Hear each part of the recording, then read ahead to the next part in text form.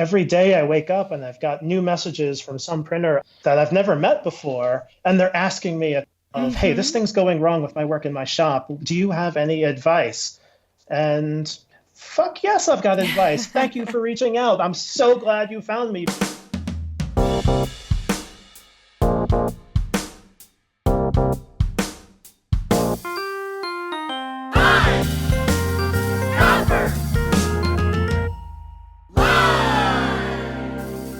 Hello, print friends, and welcome to the 22nd episode of Pine Copper Lime, the internet's #1 printmaking podcast. I'm your host, Miranda Metcalf. I release an episode every 2 weeks, and on the off weeks, I publish an article on the Pine Copper Lime website which features images and maybe a bit more information about the artist I'm going to interview. Things are humming along happily here at PCL headquarters in Printtown, Australia. Just a couple of quick housekeeping notes. First, thank you everyone who participated in our latest giveaway on Instagram. And thank you again to Mesh Art Gallery of Chicago for their sponsorship. For those of you who may have missed out, be sure you're following PCL on the gram. I do a giveaway about every month or so, and it can be anything from a stunning print, to editioning paper, to a gift certificate for tools. It's all good, clean American fun. Brought to you from Australia. So, be sure to be following us there, and of course there's a link in the show notes to that. Also, a quick but zealous thank you to all our Patreon supporters this month. Every time I get a notification that another person has joined that crew, I can't even believe it. You are incredible for saying, hey, I like that PCL exists, and I like to support things that I like. It makes my heart grow 3 sizes too large and keeps my chin up when I'm spending my Saturdays slaving over a hot iPad. You are keeping this community going. Printmaking forever. Shun the non-believers. Join the party. And speaking of community and shunning those non-believers, I am super excited to share with you my guest this week, Gregory Santos. But you may know him as @NYCGPS or @MixedGrid. Gregory is one of the most active and effective voices in our printmaking digital community. His 2 Instagram accounts are fountains of transparency and decentralization of knowledge. He is open and interactive about the trials and tribulations of his lithography practice and is always there to offer help and humor to those in need. This episode is a little bit like a love song to the community and connection in printmaking. So, sit back, relax, and prepare to feel the love with Gregory Santos. Hi, Gregory. How's it going? It's going really well, Miranda. How are you doing today? I'm really good. Thank you for joining me. I know you're a busy man. Well, I ended up with some free time today that I wasn't expecting to have. I was supposed to help a friend, another printer in town, dismantle her one of her many. She owns a few presses. I was going to help her dismantle one of her presses and move it from one studio to another. And I don't know. She just never called me today. So I ended up magically not having to do some hard manual labor in dismantling a press. So my Saturday is just fantastic right now. That's wonderful. I feel like that's such a printmaker community moment. You know, when somebody calls you up and says, do you want to do this really complex and uncomfortable thing all day with me? And the other person is like, yeah, I will. It's like moving a press. I love moving presses. You say happen all that often. But like everything in life, like I enjoy it because every time I do it, it gets easier and easier. And you just learn like, okay, we only need to disassemble these 12 bolts and then we'll do it in this order. And it just gets faster and faster. But I also believe in karma, and I have helped enough people move heavy shit on the weekends that when the day comes that I need to move my press, I have plenty of people to call in that favor to. I love it. I love it. For those of our listeners who don't know who you are, besides a Good Samaritan press helper, would you just give yourself a brief little introduction for us and answer the who you are, where you are, what you do questions? I am currently in Denver. This is not my natural home. I'm from New York, but I moved out to Denver about I don't know, 5 years ago, and just kind of stayed. Didn't really travel anywhere else, but I am just a printmaker by trade. I've done nothing else with my life since BFA in printmaking from Syracuse University. I kind of got hooked and never turned back, never looked any other direction. I've done some similarly related gigs as a book conservator, a book binder, some letterpress printing, some fine art framing, but I've never really moved too far from the printmaking world, and I'm very fortunate to be able to say that. I know the struggle is real for many people, and I've just plugged along and had a good support system and right place, right time, right community, printmaker and a lithographer here in Denver, trying to make it all work. That's huge. That that combination of the right place, right time, and right community really is the kind of magic formula to get to be in the arts in the way that you want to be in the arts. So you said that you got your BFA from Syracuse in printmaking, but what was your art life like before that? Like, what role did art play in your life when you were a kid and growing up? It's been part of my life since I was a child. You know, when you read those artist bios and they say, I've been painting since I was 6, and it kind of leads them on a trajectory they never sway from. I was one of those types of children, was a household surrounded with art and creativity. And, my father's painting and airbrushing studio, he actually had 2 studios in the house. He had a painting and drawing studio on the first floor of the house, but then his air compressor and all of the dirty, loud work he would do in the basement. So I'd go down in the basement, and my brother and I would be playing Nintendo while my dad's 10 feet away, working on these really fantastic airbrush paintings. It's just been my life. My parents taught me how to draw in perspective. I think 2-point perspective. My first 2-point perspective lesson, I must have been in, first grade.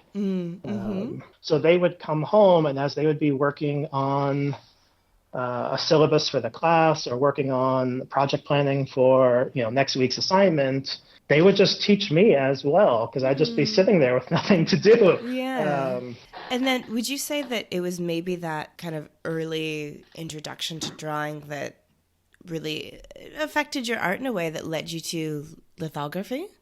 I didn't know anything of lithography. I didn't know lithography existed as an art form until I was a freshman in college. I don't think I knew printmaking existed. We didn't have it in my high school. My parents didn't teach it.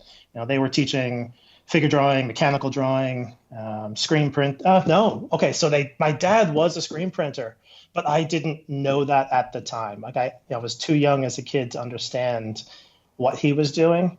So somewhere in my mother's basement, we actually still have these 40, 50-year-old wooden screens that we just saved for nostalgia, but I never recognized them, didn't know what they were.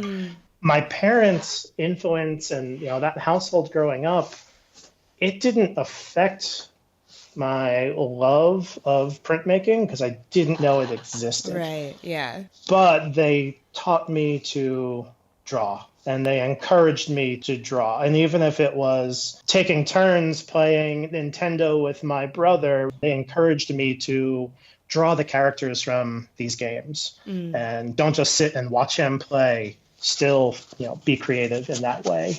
And by the time I got to Syracuse, I just really loved to draw, but I didn't know that there was an art form out there that lets you reproduce drawing in a mechanical way. And I thought I was going to be an illustrator. I really thought that's where I was going to go. There was some friends of mine who went to college a year or 2 before I did, and they went into illustration. So I just saw how they were progressing, how they were growing, the kinds of really wickedly rad things that they were making as freshmen and sophomore in college. And I was just going to follow them. I was just going to copy what they were doing. And I thought that's what it was. And then, of course, I got rejected from Island School of Design, which is where all of my friends were. So that changed that path of life. And I ended up at Syracuse. And what Syracuse did at the time, and I don't know if they still do this, I would need to reach out to Holly Greenberg or Dusty, who were faculty, and see if they still do this. But at the time, and we're talking in 1999, at some point your freshman year, you spent an entire Saturday touring different departments within the School of the Arts, the Visual Performing Arts at Syracuse University. And you had this, like a check-in, sign-up sheet list, piece of paper you were bringing, and you needed to visit, if I remember, it was 5 different disciplines, 5 different departments who were all doing open houses on this one day. And you needed to talk to the graduate students, meet the professors, and you had to get a signature from either the professors or a graduate student to prove that you actually went. And all of this was this like major crash course in different disciplines that you could decide to get a major in. You know, it was major specific. There was no interdisciplinary degree at Syracuse at the time. I don't know if there is now. And I went to the illustration department first. I thought that's where my life was headed. And I saw the work that they were doing, and I instantly had a come to Jesus moment with myself and realized I am not good enough to be an illustrator. I knew I did not have the chops to do that. So you were seeing these young artists, these really skilled artists. If the project called for them to draw an anthropomorphized frog on a bicycle wearing a top hat riding through the park, they could just whip that out. It's like a quick little doodle. Like they had just insane natural skills as draftsmen and creators. And when I saw that that was what a skill was needed at the time, and this was all way, pre-digital, there was no Adobe. I think the digital lab might have had like Adobe 2. It just didn't exist. So it was all still hand-drawn. So I realized very quickly I couldn't be an illustrator. So then I went to ceramics, went to the metalsmith department, went to painting, and I don't enjoy painting, so that's not my cup of tea. And then I went into the printmaking studio, and I saw a graduate student printing from a stone onto I guess I'll say recycled wedding dress that she got at a thrift store. And hindsight 2020, I'd never try to do that because I'd be afraid I'd ruin something with that kind of uneven pressure. But, the chances you can take when you're in school and you don't own the equipment and the stones aren't yours, that's definitely the time to try to run a wedding dress through a stone press. But I saw her doing that, and my head exploded. I had never seen anything like this. I didn't know it existed. And I saw what she was printing. It was just a drawing. It's just a drawing. It was a self-portrait. There were some other things going on there. And I asked her, I was like, so your art, you can just continue to draw, but then you make more copies of it? And she's like, yeah, that's exactly it. I was like, all right, I'm hooked. And from that day on, I was just hooked as a printer. It was seeing a stone litho demo that got me hooked into printmaking. What a lot of people know you for now is lithography, but also specifically, I think, how transparent and interactive you are, particularly on Instagram, for the joy and the pain of litho, where you will show all of these different things, and you're really open about particularly those hard moments when it's like, this didn't work and I don't even know why. Yeah, so you and I talked a little bit yesterday, and you know how hard of a day was, and I fucking knew it. I knew you were going to bring this up and remind me of the pain I was going through yesterday. I knew it. It just cuts to the quick, Miranda. We dig deep here on Pine Copper Lime. Let's do it. Let's do a printmaking therapy session. It was one of those days yesterday and it's not yesterday, I've been having undescribable problems in printing one stone for mixed grit for 2.5 weeks now. And I can't explain why it's happening. And we always make these jokes, right? All printmakers make the jokes about, oh, you angered the print gods, you Mm-hmm. didn't make a sacrifice to the print gods, or Right. oh, print gods are shining smiley on someone else today, not you. I'm like, all right, that's great, but for 2.5 fucking weeks, like, Yeah. show me some love. And so I've been struggling, and what I like to use the Instagram Mixed Grit account for is to find ways to break that down and, like you said, be transparent with it, because these problems and these issues and the difficulties of being an artist, they never go away. No matter how much practice you have, no matter Hmm. how many years or decades you've been doing something, every once in a while some artistic soul out there just decides to be a ghost in your studio and make things go wrong. And you have to just have the right skills, the right training, the right mindset, the right practice to know how to hopefully course correct that. And I feel like those are the things that gets missing from the whole social media bizarre land of the internet. It's so focused on success and nothing but success Mm-hmm. and beauty. And this is what's hot and this is what's fresh. And look at me. This is awesome. Look at this. This is fantastic. And there's such a great opportunity to really pull back the veil and do a behind the scenes, like, yeah, the end result is fantastic, but I went through some shit to get there. And I learned some lessons, and maybe you can learn some lessons from this too.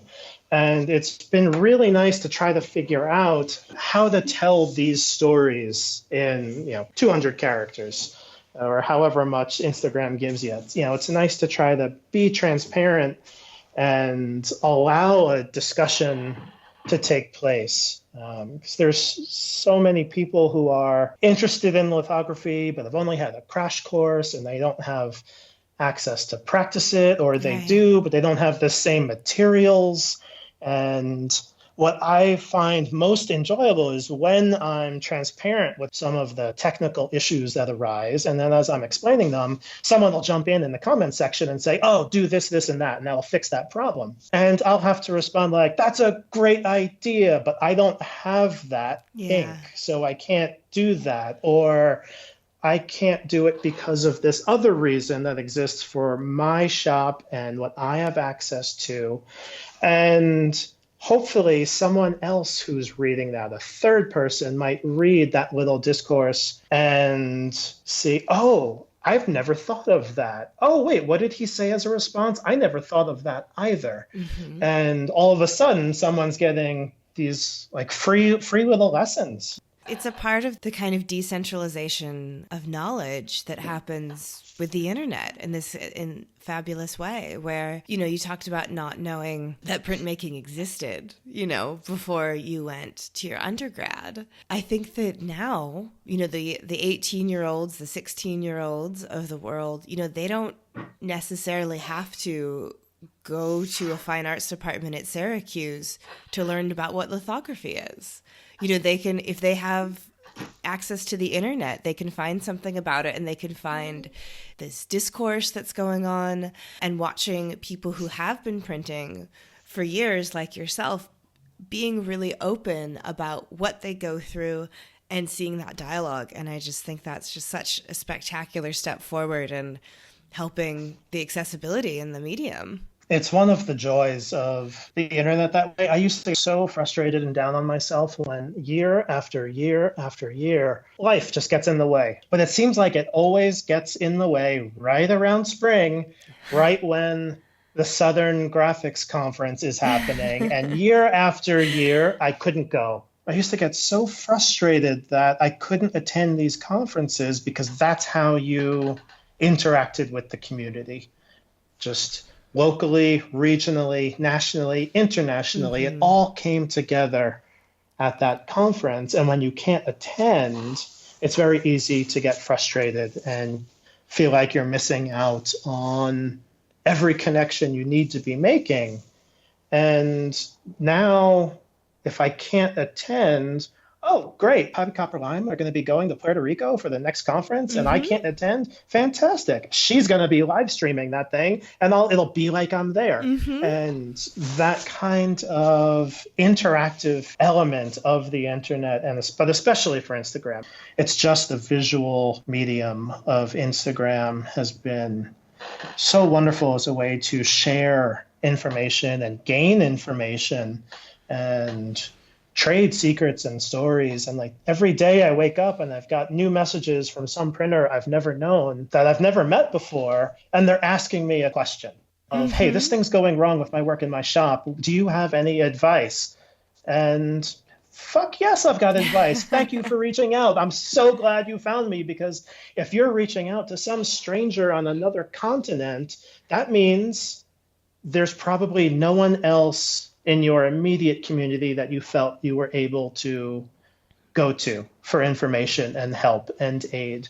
And now there's this interactive global network, and I love it. I love it. I do too. I love it so much. And yeah, and I just I've sort of touched on before, but I do really appreciate that. I feel like in the spaces that you've created on Instagram, that particular element of dialogue and showing what's not worked and being transparent about that is so present and wonderful, because there are people who have their Instagram feeds and there's nothing wrong with doing it this way, where it's just like, here's everything spectacular that I did.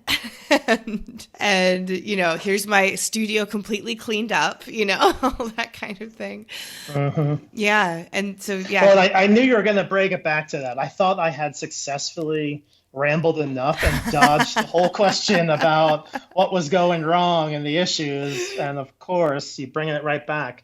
I'm a hard what's nice I know. Well, what's nice about this one is, so for Mixed Grit, none of the artwork is mine, right? Mm-hmm. I'm printing for other people, so I'm not trying to promote myself, and I'm not trying to promote my own product, my own artwork.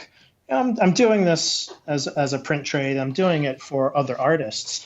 And I feel like that allows me the freedom to be open and honest and transparent and interactive with all of the things wrong on the technical side.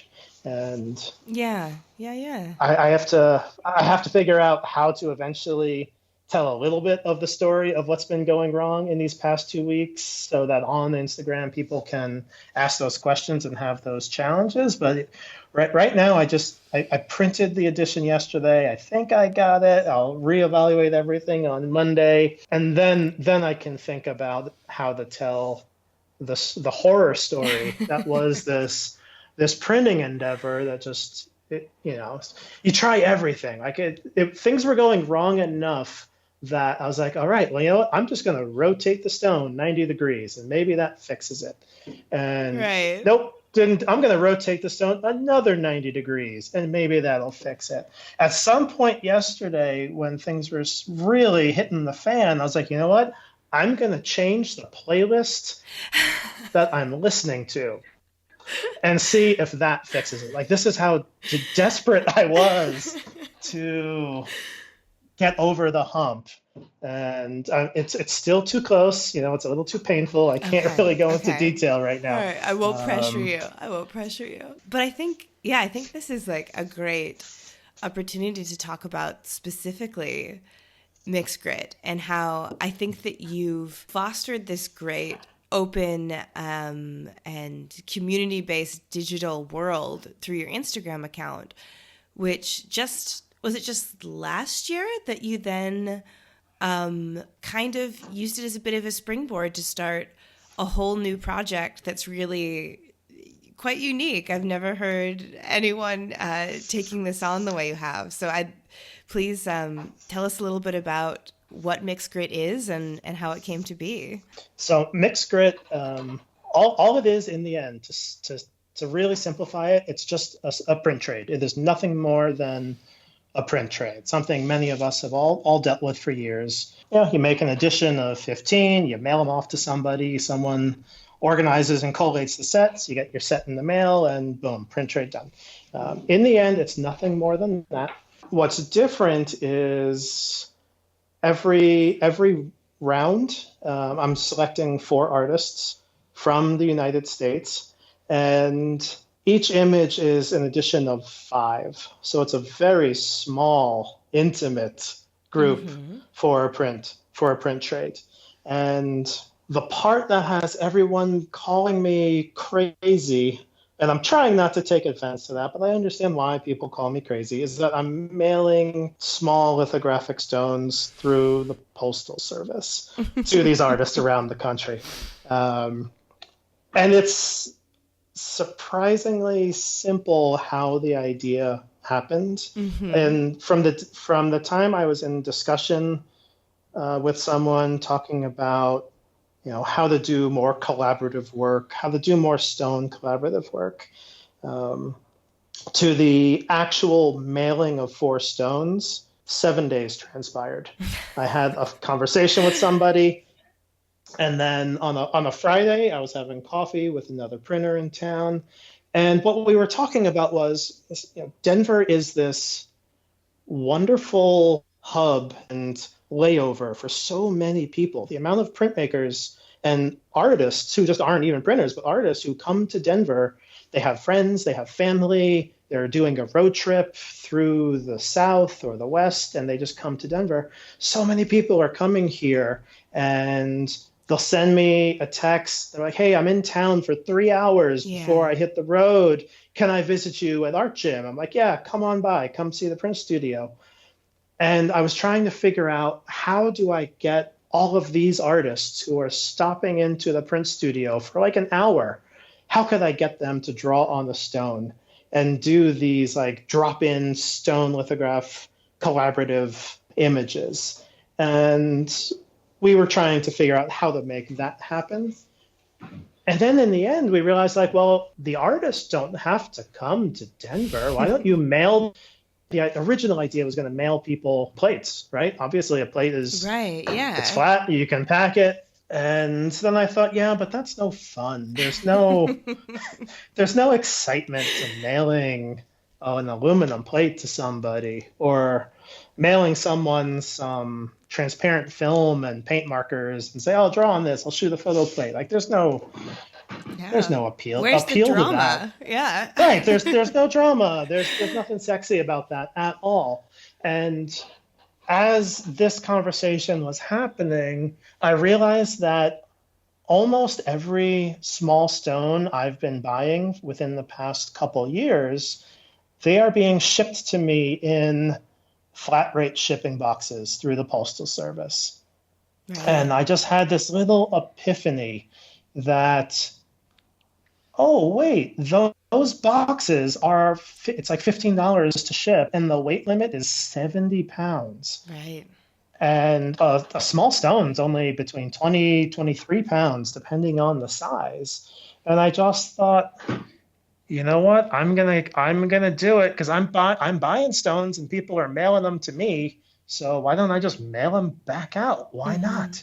And so I had the idea on the Friday. I spent Saturday and Sunday grinding stones, the first 4 stones, reached out to the first 4 artists, Ali Norman, Todd Herzberg, Ash Armenta, and Craig Zamiello.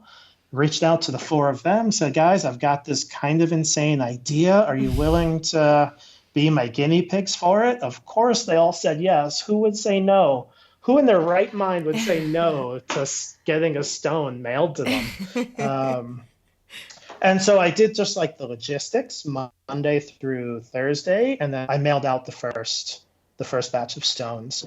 Yeah, I'd love to hear you talk perhaps a little bit more about that kind of connection between the community that you built and the genesis of Mixed Grid, in the sense that that's like, had you met any of these 4 artists before, or did you just have this sort of online relationship with them that you'd built over the past few years that allowed you to reach out to them and to be known and, already excited to collaborate?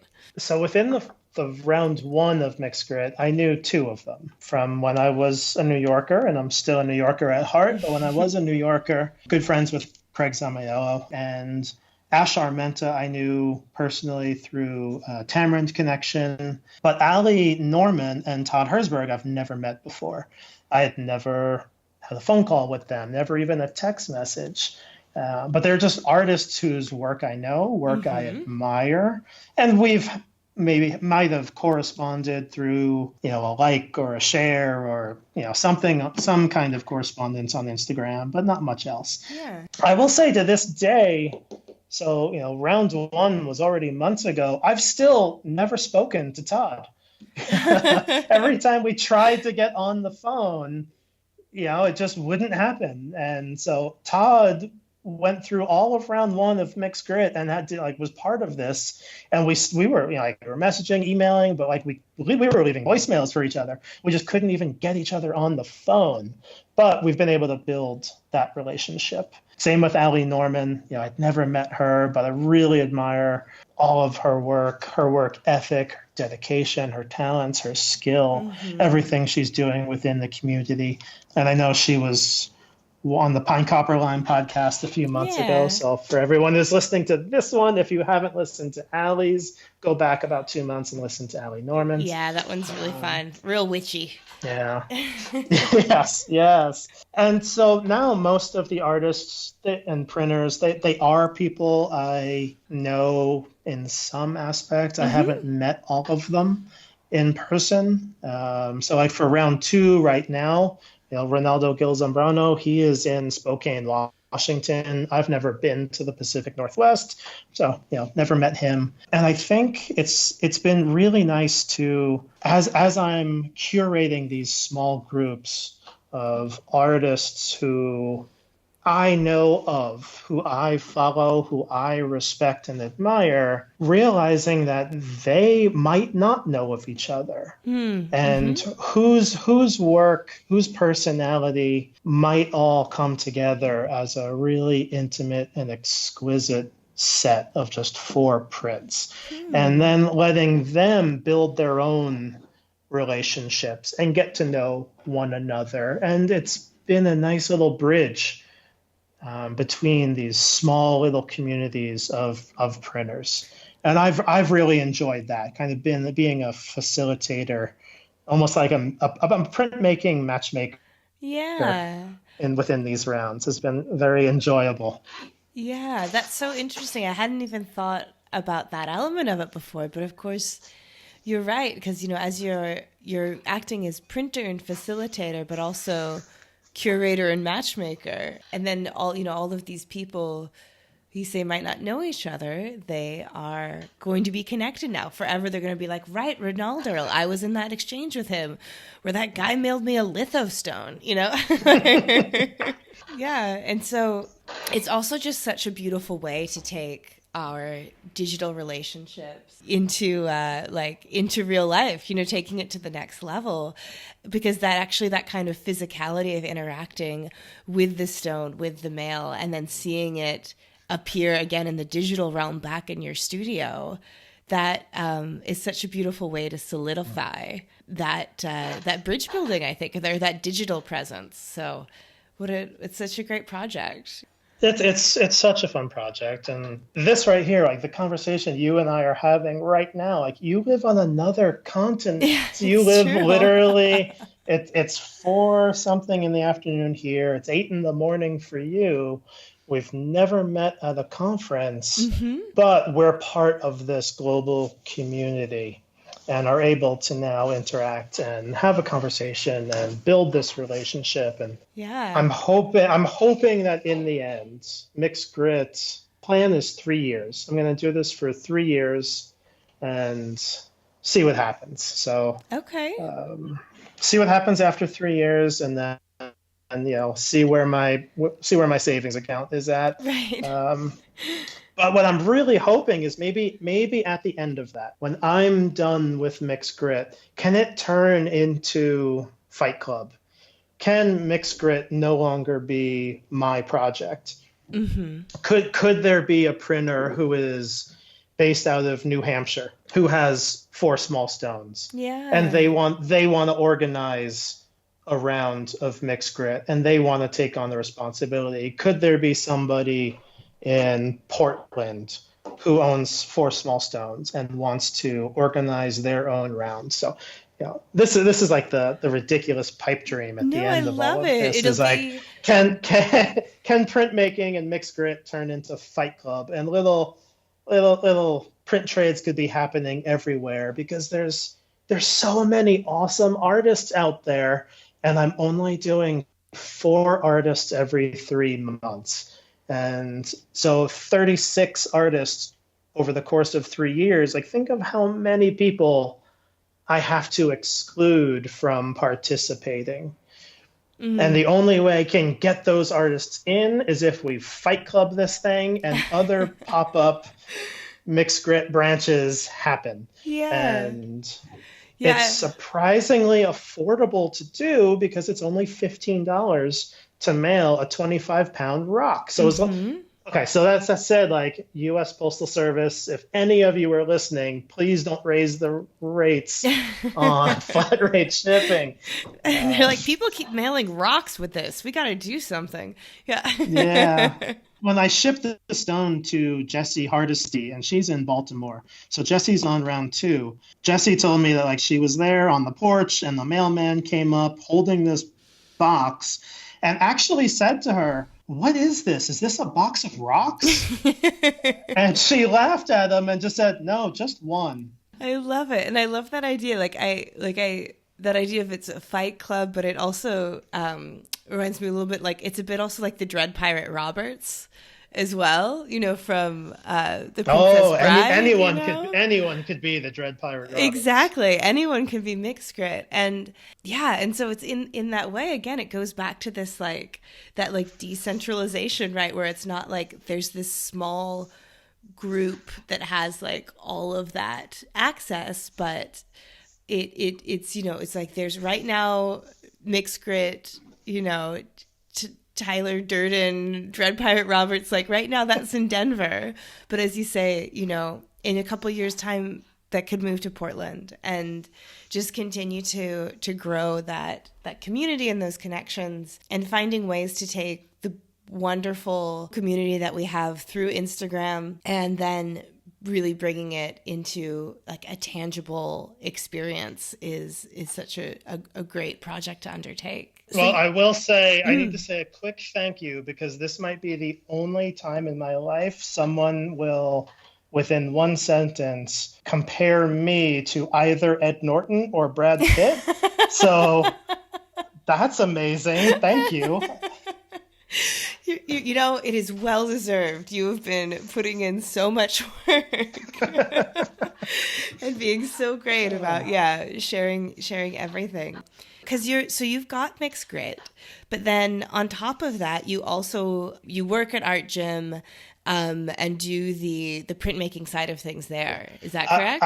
I was hired to design and build the printmaking studio. Gotcha. So when they hired me, they had 3 presses that they acquired from another printer who was retiring. They basically pulled a truck up to his garage and just, put everything in the truck, moved it to Art Gym. But that was it. There was nothing else. And so they hired me to actually design, build, and outfit this printmaking studio within Art Gym. And so Art Gym, it's an open space for visual artists. So it's membership based. There's a monthly dues, very affordable. But we provide affordable access to specialized equipment for visual artists. Mm-hmm. And the biggest thing we have is the printmaking studio. It's about 2,500 square feet for printmaking. There's metalsmithing and lapidary. We do have a painting and drawing room. There's a small digital lab. We have a mixed media, kind of like a physical makerspace. We have a gallery. We have a cafe. There's actually a ballet performance room. On top of all of that absurdness, we also have a commissary kitchen. So all of the food that we sell in our cafe is made by chefs in our commissary kitchen, who are all licensed businesses. But we just think of them as culinary artists. Yeah. And so at the moment, we have pierogi makers, There's a chocolate maker, so someone who actually makes bean to bar chocolate in the building. There's someone who makes potato chips from scratch in the building. One or two private chefs. There's a vegan food truck who preps her food out of the kitchen. So on any given day, if you're not smelling lecithin coming from me in the litho studio or burning cuttlefish coming from the metalsmith department, you're going to smell chocolate being made or some other ridiculous deliciousness happening. And so you've got the print shop there, you've got the art gallery. Is this, because I know that you curate a national call for prints, is that correct? Does that happen through Art Gym? Yep, that happens through Art Gym. So I was able to convince the gallery curator to give me a print show. It was annual for 3 years, and we took a year off. Now we've got another national call for entry open right now that'll be on display in March. And we call the exhibit Impressed. All printmakers come up with very self-referential, witty titles for their shows. And this is one of the joys of Art Gym, is that we are privately owned and we can make decisions without answering to a board or to donors. And we can kind of do whatever we want. And what makes our call for entry different than the standard is we looked at the standard and we know what those standards are, and we said, fuck you, fuck your standards. So the industry standard right now, for some reason, for no reason at all, an application is either $30, $35, $40 to apply into a call for entry. Well, ours is $25. So we're going to reduce the barrier to entry. Most every show out there will say return shipping is, if you get accepted, return shipping of your artwork is the responsibility of the artist. Yeah. And you have to include a prepaid return shipping label in the artwork when you're sending it to us. Right. And, well, nope, we're not going to do that. We're going to send the artwork back to you. We'll pay for that. So we're going to reduce the barrier for entry financially again. And then everyone says artwork must be framed in order for it to hang. Nope, you don't have to frame it. We can do a magnet system. We have ways to do it. Yeah. So you can't afford to put your work in a frame and then ship a 10-pound frame across the country. Great. Don't. Roll it up, send it in a tube. And again, Art Gym can reduce the barrier for entry in multiple ways. If you want to change the system, you have to be part of it and change it within. And we're hoping other galleries and other institutions can maybe start to rethink how they make these decisions. And I get a little passionate about this topic because I think what's happened is too many galleries or organizations or institutions are using a call for entry as a revenue stream to make up for the loss of revenue streams because the art market isn't as strong as it needs to be, or that community isn't buying artwork the way they should within that local community. And so galleries, hey, if you can find a revenue stream and stay open and not need to close your doors, you have to do what you have to do as a business. Yeah. But let's say 200 artists apply to a call, and let's say that call is $35. Well, that gallery is going to bring in $7,000 just from those fees. Maybe 1,000 of that max is going to go towards whatever institution you're using to digitally host the call. And there are a few out there. But you have to pay your administrative fees. But now out of those 200, let's say you choose 25 artists. Of the $6,000 left over, 87% of that money came from artists you chose to not exhibit. And that's where I get angry, is that your revenue stream came from the people you rejected. That gets me angry, right? This overwhelming amount of money, this large sum of money you're claiming to do things with, well, you took it from people you're not representing. And then on top of that, see, I told you I get like passionate about Yeah, this. go for it. On top of that, right? So now how often do you see calls that say artist is responsible for shipping, but you're not allowed to ship it to us using like packing peanuts or all these other things. Uh-huh. It's like, well, fuck you. If you're going to tell me how to ship my artwork, I'm going to package it however damn well I please. And then they're going to say, well, your artwork's not on our premises. We're not liable. And then on top of that, let's say there's 25 artists in this exhibit. How many of those individual pieces of artists and artworks will that gallery or institution be highlighting through social media and publicity? Maybe 3 or 4. Yeah. Maybe 3 or 4. Yeah. But I guarantee you 20, if not all 25 of those artists are going to be promoting you as a gallery through social media. And the gallery just isn't doing what it needs to. And I think a lot of this is galleries are still learning how to adjust to a social media age. I'm old enough, I remember mailing physical slides to galleries, and you'd send a self-addressed stamped envelope so they can mail the slides back to you. And if you got into a show, they'd make postcards and they'd make brochures, and that was their way of trying to promote and sell. And galleries are getting further and further away from the physical realm of promoting artwork, but then they're not doing enough digitally. And all of this to me is wrapped up in this whole call for entry. So anyway, to get back to Impressed, yes, we do a national call for entry. It's affordable. We pay return shipping. You don't have to send it to us framed. I think the show is about 3.5 weeks. It's going to be up during, Denver has a biennial event called Month of Printmaking, and that'll be in March, where basically many of the Denver galleries and art institutions are doing printmaking-based events, artist talks, demonstrations, workshops, exhibits. So ours is tied directly to that. And if anyone's ever heard of like Print Austin in Austin, Texas, think of it as a biennial, smaller, less organized Print Austin. I mean, it's a very small group of volunteers. This is our fourth biennial event, so still building traction. But it's all coming together as a nice local community. And with what I'm trying to do with Impressed, so I juried the first one.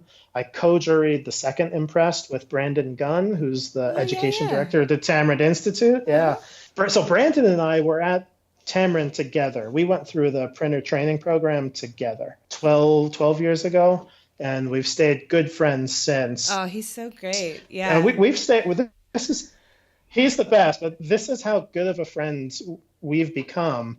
2 years ago, he asked me to come down to Tamarind at the end of the year just to talk to the first year students about what it feels like to get rejected from the second year program.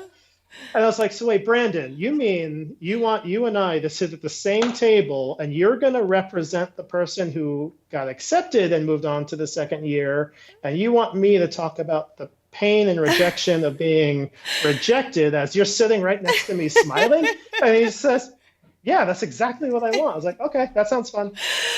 I love it. That is a very good friend who would invite you to be in that situation. Our dear friend Brandon. Hello, Brandon. But so you did go to Tamarind, and you were there for the first year, as you mentioned, but it wasn't exactly a straight road there, if I recall. Would you mind sharing your Tamarind legacy with us a little bit? Of course. And again, thanks for bringing up old painful wounds here. It's just your theme. I'm sorry. Yes. So I did. It's one of my fun stories, part of my history. So I was senior at Syracuse. I'm falling in love with litho. Of course, you find out about the Tamarind Institute. So I applied for their summer workshop and the printer training program. And this would have been, like spring 2002, maybe.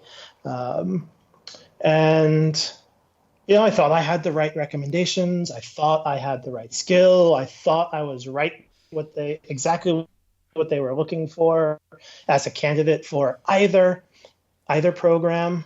And at some point I go down to the mailbox and there are two envelopes from Tamarind. Mm-hmm. And I open up one of them and it's dear you, we regret to inform you. Mm-hmm. We don't want you. Yeah. Sorry. Obviously more friendly, but that's how I remember it. And it was for the summer workshop. And I open up the other identical letter and it's the same letter rejecting me from the printer training program. Mm-hmm. And they were dated the same day. And I remember getting almost like euphorically happy about the humor that someone typed up two rejection letters, two different things for the same person on the same day, and then, stuffed two different envelopes, licked two different stamps, and mailed them out. And I remember thinking like, oh, what a waste of 30 cents for a stamp. Yeah. But it was a gut punch, Yeah.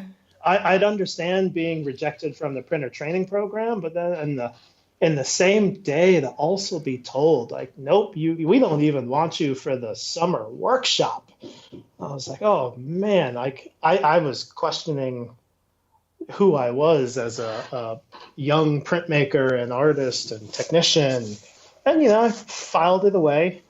I think I still have the letters somewhere. They're just like too humorous to throw out. I think I have them. I think they're in my mom's basement somewhere back in New York. And then I think maybe 3 or 4 years passed. I went and got my master's degree at NYU. I was working as a book conservator at NYU at the time. And I just thought one day, I'm going to give it another shot. I'm going to try again, but not the summer workshop. I'm just going to go for the training program. And I completely retooled my application essay. I think that made all the difference in the world. Obviously, in hindsight, what my motivations and my driving force and what my short-term and long-term goals were as an artist and printer while finishing up my undergrad had morphed and changed and grown in those three to 4 years. I think that definitely helped. I do think also what really helped was all new references, different people as my references. And I still think this is probably the greatest reference letter ever. So I'm good friends with Dan Weldon, who most printmakers know from Solar Plate. Dan Weldon travels the world, teaches solar plate workshops and demonstrations. I've known him since college, and he's a friend of the family. And I asked him to write a reference, and I watched him do it. He took an 8x11 piece of paper, took out a Sharpie, and just wrote at like this big, sweeping angle across the page, like, "Dear Marge, you guys should give Greg a shot. I think he's just what you need.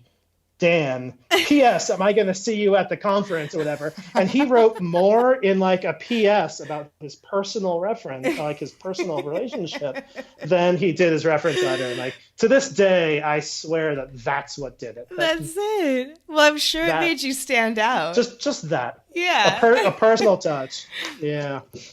Yeah. So it took 2 tries. Yeah. Well, if we count 3 tries, right? 2 rejections, and then a 3rd attempt to get into Tamarind. And then they rejected me again when I applied for the second year professional year. Got that rejection. And of course, Brandon Gunn got it, and now he's teaching there. So yeah, love you, Brandon. Yeah.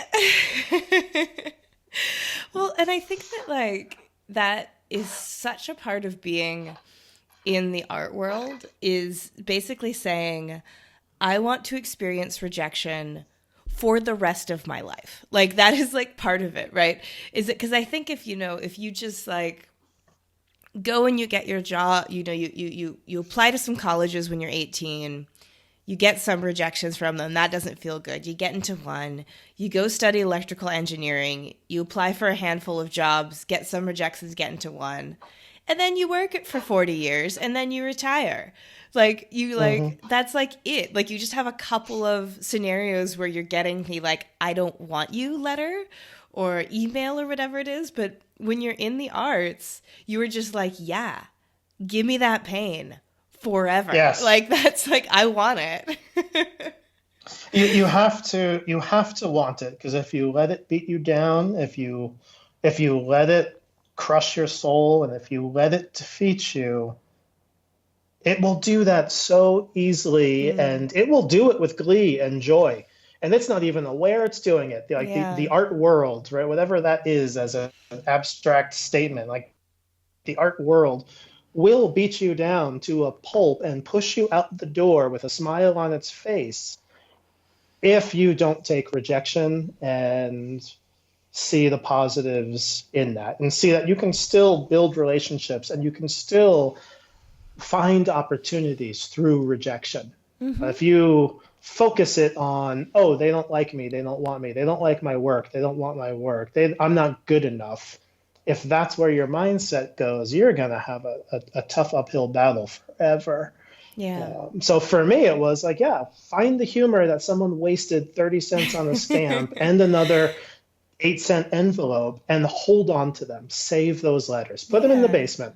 Let that be a driving force, and find the joy and the humor in that. And, it becomes a fun story you can tell on a podcast 12 years later. Mm-hmm. I love that. I think that is a beautiful place to wrap up with some very sage advice about surviving in the art world. So I would love it if you could just tell people where they can follow you and find you on Instagram. I know we talked a lot about that in this episode, so make sure that people can get in on all that beautiful sharing of triumphs and failures and all of the things that are happening. All right. So on Instagram, if you only are interested in following Mixed Grit and the technical side of that printmaking project, it is just Mixed Grit on Instagram. Nice and simple. If you want my personal account, it's NYC GPS. Pretty much only printmaking and my dog. Yes. I don't really do. Yes. I mean, what else more do you want out of social media? That's all I ever want to see on social media. Yeah. Beautiful. Yep. So find me on both. I'd love to connect to all new people, and if anyone who has technical issues or problems or questions or jokes or comments, criticisms, send them my way, and let's keep that discussion going. I love it. Well, thank you so much for joining me. This has been so great to talk about all of these connections and get to know you a little bit better, IRL, as the kids say. And I can't wait to share this chat with everyone and share the link to Impressed, call for entries, and just keep the dialogue and community going. So thank you. Well, thank you for having me, and thank you for being who you are in the community. I love the podcast, and I hope it outlives all of us. See if I can be my own Dread Pirate Roberts at some point. Well, that's our show for this week. Join me again in 2 weeks' time when my guest will be Steve Campbell of Landfall Press. That's right, the Steve Campbell of the Landfall Press. Steve has worked at Landfall for over 3 decades and printed with the greats, from Christos to Kara Walker. And he talks about printmaking with incredible insight and affection. I don't want to oversell this one to you, but it might be the single greatest recorded conversation in the history of the world. So join me in 2 weeks, won't you?